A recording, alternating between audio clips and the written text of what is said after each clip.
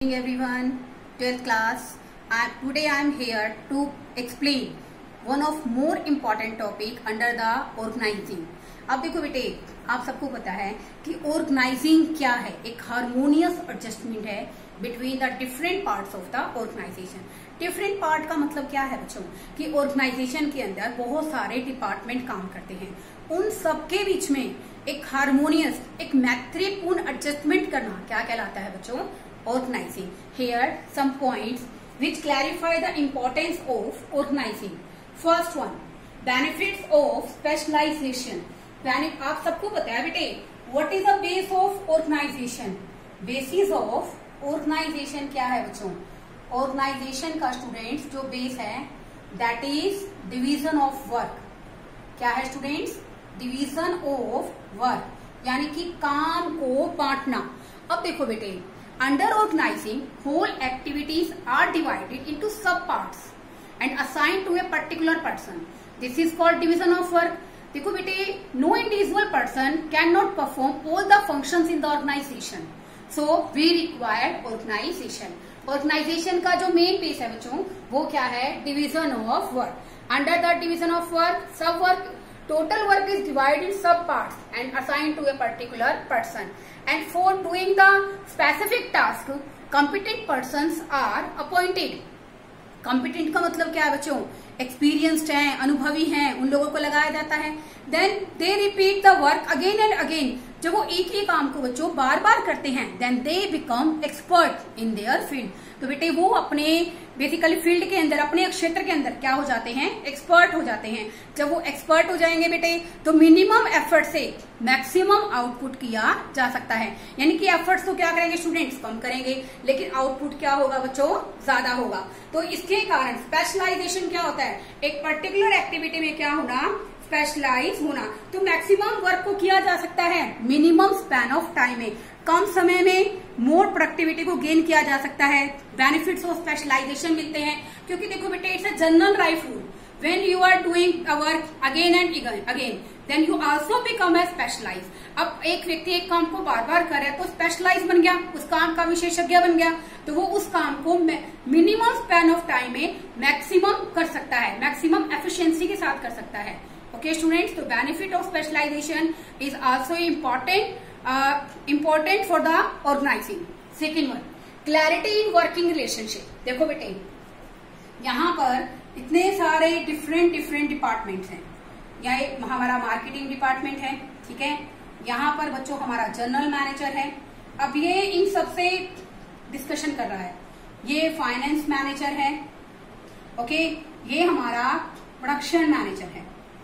तो बेटे second point क्या कह रहा है? Clarity in working relationship in under the organization, every post and their authorities are well defined. इसका मतलब क्या है बच्चों कि ऑर्गेनाइजिंग के अंदर एक पोस्ट से जुड़ी सभी अथॉरिटी क्या होती है? क्लियरली डिफाइन होते हैं. Everybody knows who is the superior and who is under him. It means उसके ऊपर आदेश देने वाला सुपीरियर कौन है और उसका सबॉर्डिनेट कौन है, कि हुम रिपोर्ट टू हुम, कौन किसको रिपोर्ट करेगा. तो बेटे ऑर्गेनाइजिंग के अंदर दे नो दैट कि जो जनरल मैनेजर है वो क्या है बच्चों? इनका हेड है, और ये सब क्या है बच्चों? इसके अंडर काम कर रहे हैं. Then they know. अब यहाँ पर बच्चों इन्होंने सब डिपार्टमेंट बना रखा है. क्या बना रखे हैं स्टूडेंट्स? इन सब ने सब डिपार्टमेंट. तो बेटे जो हमारे सब डिपार्टमेंट्स हैं वो बेसिकली उसके नीचे भी क्या कर रहे हैं बच्चों? वर्कर्स काम कर रहे हैं. तो यहाँ पर भी क्या कर रहे हैं? 10 एम्प्लॉइज काम कर रहे हैं. यहाँ पर 2 एम्प्लॉइज काम कर रहे हैं. यहाँ पर 4 एम्प्लॉइज काम कर रहे हैं. तो कहने का मतलब क्या है बच्चों कि ये एक स्ट्रक्चर है, एक फ्रेमवर्क है जो बताता है कि आपके, अब देखो बेटे मार्केटिंग मैनेजर के अंडर कौन काम कर रहे हैं? सब department workers.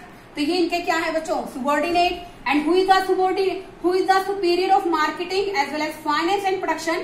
That is our GM. This is a general manager.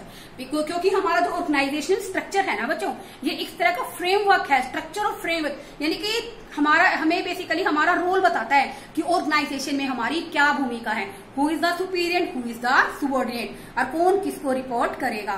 तो इसके कारण बेटे जो बेसिकली कोई मिसकंसेप्शन होती है किसी के माइंड में कि मेरे को क्या काम करना है, किससे ऑर्डर मिलेंगे, किसको ऑर्डर पास करने हैं, वो कंफ्यूजन माइंड में क्या हो जाती है, खत्म हो जाती है। Third point, optimum utilization of resources. देखो बेटे, ऑर्गेनाइजेशन में there are 2 types of resources are used. First one, human resources, और सेकेंड वन अगर हम बात करते हैं हमारे फिजिकल रिसोर्सेज। कौन से होते हैं स्टूडेंट्स? Physical resources. ओके, तो देखो बेटे, यहाँ पर अगर हम बात करेंगे रिसोर्सेज को लेकर, तो इसके अंदर अब देखो बेटे, ऑप्टिमम यूटिलाइजेशन ऑफ रिसोर्सेज, जितने भी रिसोर्सेज ऑर्गेनाइजेशन में अवेलेबल होते हैं उनका ऑप्टिमम क्या होता है? सबसे बेस्ट यूज होता है। How it be best used? Because under the organization work is divided and everybody knows his responsibility as well as his authority. तो बेटे, हर एक व्यक्ति को उसकी जिम्मेवारियों के बारे में, उसके अधिकारों के बारे में पूरी तरह से जानकारी होती है। तो देखो बेटे, यहाँ पर ऐसी कोई there will be no possibility to left out the work, कि कोई काम छूट जाए या फिर any duplication of the work, तो कोई काम ऐसा हो, क्योंकि देखो बेटे, work is divided as per order. हम क्या करते हैं बेटे, ऑर्गेनाइजेशन में काम को डिवाइड करते हैं, तो कोई भी ऐसी पॉसिबिलिटी ऑर्गेनाइजेशन के अंदर नहीं होती कि एक काम तो 2 बार हो गया, ठीक है भाई, और क्योंकि हम एक काम एक व्यक्ति को दे रहे हैं, उसकी अकाउंटेबिलिटी है, तो ऐसी पॉसिबिलिटी भी नहीं होगी कि एक काम रिपीट हो जाए, और ऐसी भी पॉसिबिलिटी ऑर्गेनाइजेशन में नहीं होगी कि कोई भी इंपॉर्टेंट एक्टिविटी छूट जाए, क्योंकि बेटे यहाँ पर ऑर्गेनाइजिंग के अंदर work is divided according to competency of a employ. हर एक व्यक्ति की योग्यता के अनुसार उसको काम डिवाइड किया जाता है, so that it makes possible optimum utilization of resources. यहाँ पर बच्चों हमारे जो ह्यूमन रिसोर्सेज हैं, फिजिकल रिसोर्सेज हैं, उनका बेटर यूटिलाइजेशन हो पाता है। Fourth one, adaptation to change. Adaptation to change क्या होता है बच्चों? देखो बेटे, अडेप्टेशन क्या होता है? अनुकूल, टू चेंज यानी कि परिवर्तनों के अनुसार अपने आप को ढालना। अब देखो बेटे, when there is a change according to post, related to post, मान लो बेटे ऑर्गेनाइजेशन के अंदर किसी भी तरह से कोई चेंज आता है, तो ऑर्गेनाइजिंग इंसान को एक कैपेबल पर्सन बनाती है, एक ह्यूमन बीइंग को, एक एम्प्लॉय को इतना कैपेबल बना देती है। When there is a change related to post, he can adapt this change, वो उस चेंज को बहुत अच्छे तरीके से एक्सेप्ट कर लेता है। जैसे देखो बेटे, मान लो एक मैनेजर है, ठीक है ना, क्या है स्टूडेंट्स, क्यों एक टॉप लेवल मैनेजर है। ओके, टॉप लेवल मैनेजर क्या हो जाता है स्टूडेंट? रिटायर हो जाता है किसी भी कारण से, उसके नीचे उसको असिस्ट कर रहा है असिस्टेंट मैनेजर, वहीं पर क्या है? Assistant manager. अब देखो बेटे, ऑर्गेनाइजेशन में हम लोग फॉलो करते हैं स्टूडेंट्स स्कॉलर चेन। क्या फॉलो करते हैं स्टूडेंट्स?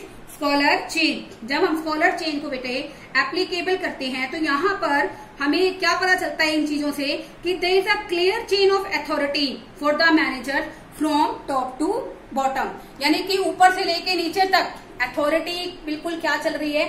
स्कॉलर चेन के थ्रू चल रही है, ठीक है। तो यहाँ पर बेटे टॉप लेवल मैनेजर काम कर रहा है, उसके नीचे कौन काम कर रहा है? असिस्टेंट मैनेजर काम कर रहा है। तो देखो बेटे, जो असिस्टेंट मैनेजर काम कर रहा है, when the post is vacant, किसकी पोस्ट वेकेंट हो गई? टॉप लेवल मैनेजर की।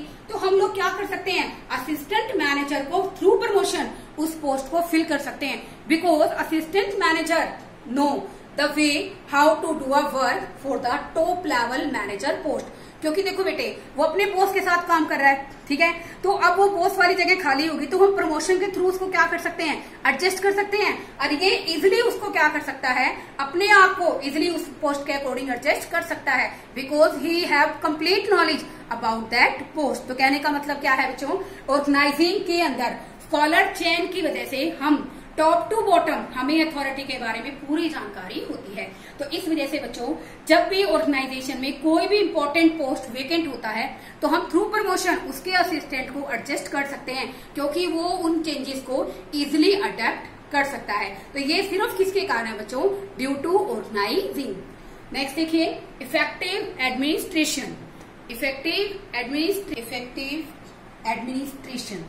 इफेक्टिव एडमिनिस्ट्रेशन का मतलब क्या होता है बच्चों? यहाँ पर बेटे बेसिकली जनरली क्या होता है बेटे, ऑर्गेनाइजेशन में लोगों के दिमाग में जितने भी मैनेजर काम कर रहे हैं, उनको बेसिकली ये बड़ी कंफ्यूजन रहती है कि मेरे कितने राइट्स हैं, मेरी क्या अथॉरिटीज हैं। लेकिन बेटे ऑर्गेनाइजिंग के अंदर जब एडमिनिस्ट्रेशन इफेक्टिव होता है। इफेक्टिव एडमिनिस्ट्रेशन कैसे होगा बच्चों, कि जब ऑर्गेनाइजिंग में हर एक व्यक्ति को पता होगा। बेटे इसके अंदर दो टर्म आती है स्टूडेंट्स, एक आती है रिस्पॉन्सिबिलिटी, रिस्पॉन्सिबिलिटी, और एक आती है स्टूडेंट अकाउंटेबिलिटी। रिस्पॉन्सिबिलिटी क्या होता है, आपको कोई काम दिया गया, आप उस काम को बहुत अच्छे तरीके से कंप्लीट करते हैं, दैट इज योर रिस्पॉन्सिबिलिटी। अब यहाँ पर अकाउंटेबिलिटी क्या होती है स्टूडेंट, आंसरेबिलिटी। आंसरेबिलिटी का मतलब क्या है स्टूडेंट, यहाँ पर आंसरेबिलिटी टुवर्ड्स डेलीगेटर। अभी मैं डेलीगेटर मीनिंग भी क्लियर करूंगी स्टूडेंट आपको। देखो बेटे एक प्रोसेस होती है हमारे ऑर्गेनाइजेशन के अंदर, that is called delegation. Delegation क्या होता है बेटे, हिंदी में बोलते हैं बच्चों इसको अधिकारों का बांटना, अधिकारों का भारापन। इसके अंदर बच्चों तीन चीजें आती हैं। फर्स्ट आती है हमारी रिस्पॉन्सिबिलिटी, यानी कि जो आपको क्या बनाती है, रिस्पॉन्सिबिलिटी क्या क्रिएट करती है, it make a sense of, क्या क्रिएट करती है, ड्यूटीफुल, हमें क्या बनाती है वो कर्तव्यनिष्ठ बनाती है। सेकेंड आती है स्टूडेंट अथॉरिटी, यानी कि काम को करने का अधिकार, power of decision making. Third आता है बच्चों accountability.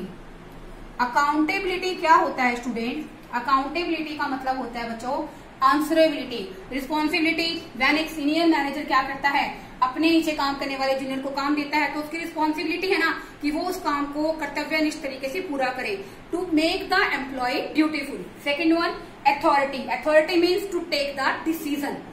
Third one accountability, accountability means answerability towards the delegator. Delegator होता कौन है बेटे, हु असाइन द जॉब, जो आपको काम करने के लिए देता है, उसको हम लोग क्या कहते हैं बच्चों, डेलीगेटर।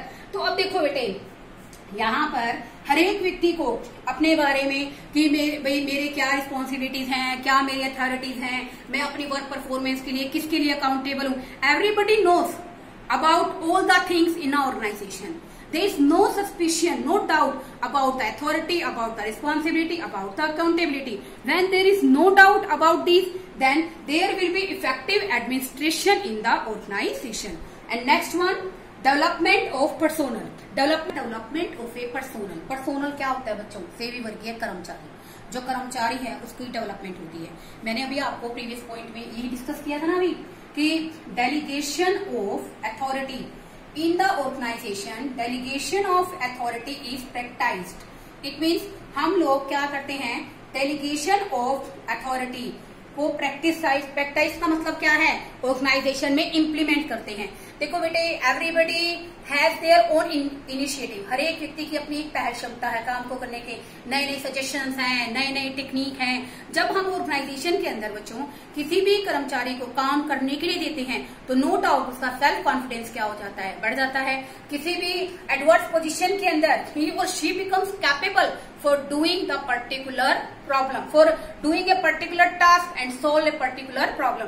किसी भी समस्या को इसलिए क्या कर सकता है, वो सॉर्ट आउट कर सकता है। क्योंकि बेटे जब एम्प्लॉय को हम उसके वर्क से रिलेटेड अथॉरिटी देंगे तो उसके अंदर एक सेल्फ एस्टीम की, एक अहम निष्ठा की भावना आएगी कि मैं ऑर्गेनाइजेशन के लिए I am also being a important part for the organization, कि मैं इस ऑर्गेनाइजेशन के लिए एक बहुत इंपॉर्टेंट हिस्सा हूँ। तो बेटे decision making power also the development of a employ.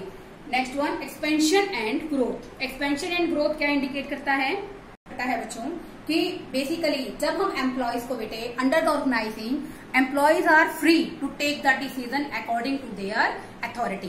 तो देखो बेटे ऑर्गेनाइजिंग के अंदर जितने भी कर्मचारी काम कर रहे हैं वो अपने डिसीजन को लेने के लिए पूरी तरह से फ्री हैं। तो बेटे इससे क्या होगा, they will become more capable for doing the task, वो अपने काम को करने में और ज्यादा सक्षम हो जाएंगे। जब वो अपने काम को करने में बहुत अच्छे तरीके से सक्षम हो जाएंगे तो इसके बेनिफिट्स किसको मिलेंगे, ऑर्गेनाइजेशन को। This will increase the profit for the organization and the outcome is that expansion and growth of an organization. Okay,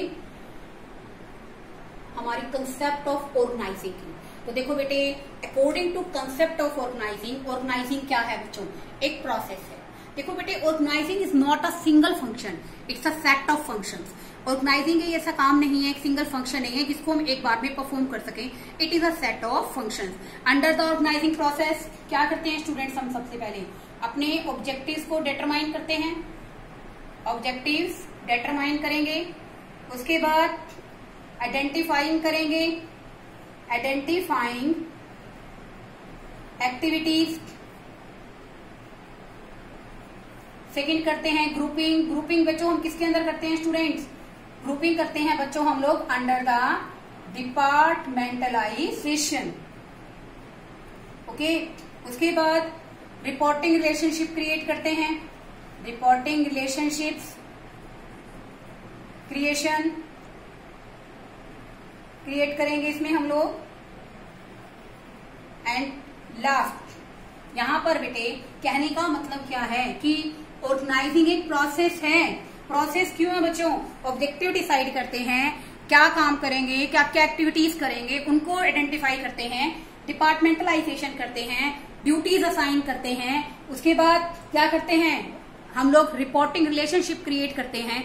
देखो बेटे, no doubt organizing is related to a human being and human being is also affected the internal and external environment of the organization. तो हमारा जो organising है बच्चों, वो एक single stroke of function नहीं है, एक फंक्शन नहीं है, it's a set of different functions. बहुत सारे फंक्शंस का सम अप है, टोटल है। और सबसे बड़ी बात है बेटे, organizing is a most important function. Most important क्यों है बच्चों, ये इसलिए इंपॉर्टेंट है बेटे क्योंकि अंडर द ऑर्गेनाइजेशन हम लोग क्या करते हैं, बेसिकली कोशिश करते हैं कि हमारा जो स्ट्रक्चर है उसको हम लोग बहुत बेहतर बना सके। तो देखो बेटे, कंसेप्ट ऑफ ऑर्गेनाइजिंग में दो बातें आती हैं। ऑर्गेनाइजिंग क्या है, एक प्रोसेस है, ठीक है, और दूसरा आता है बच्चों ऑर्गेनाइजिंग क्या है, ऑर्गेनाइजर ऑफ रिलेशनशिप। तो देखो बेटे, ऑर्गेनाइजिंग क्या है बच्चों, स्ट्रक्चर ऑफ रिलेशनशिप है। Because in an organization everybody knows that who is superior and who is subordinate. तो स्ट्रक्चर ऑफ रिलेशनशिप का मतलब क्या है, संबंधों की संरचना है कि ऑर्गेनाइजेशन में काम करने वाला व्यक्ति बेसिकली आपका सीनियर है या आपके सुबॉर्डिनेट है। ओके, तो इसको बेटे हम लोग क्या कहते हैं, स्ट्रक्चर ऑफ रिलेशनशिप। अब देखो बेटे, इसके अंदर क्या होता है, स्ट्रक्चर ऑफ रिलेशनशिप के अंदर बच्चों various post are created and establish the mutual relationship.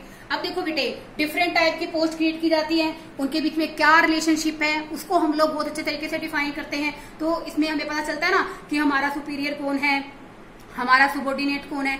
Everyone knows about the superior and subordinate of him और हर, उसका सुबॉर्डिनेट कौन है, सबको सबके बारे में जानकारी हो जाती है। तो बेटे जो पोस्ट होते हैं ऑर्गेनाइजेशन के अंदर, बेसिकली ये परमानेंट नेचर की होती है। क्या होती है, परमानेंट नेचर की। इसलिए बच्चों जो स्ट्रक्चर ऑफ रोल्स है वो बेसिकली क्या है, स्टैटिक होता है, स्थिर होता है। तो बेटे ऑर्गेनाइजिंग की कंसेप्ट के बारे में बात करें तो ऑर्गेनाइजिंग के अंदर दो कंसेप्ट है, ऑर्गेनाइजिंग एज ए प्रोसेस मैंने अभी डिफाइन किया इससे पहले, और सेकंड है स्टूडेंट हमारा organizing as a structure of relationship. I hope आपको बहुत अच्छे तरीके से समझ में आया होगा। Thank you students.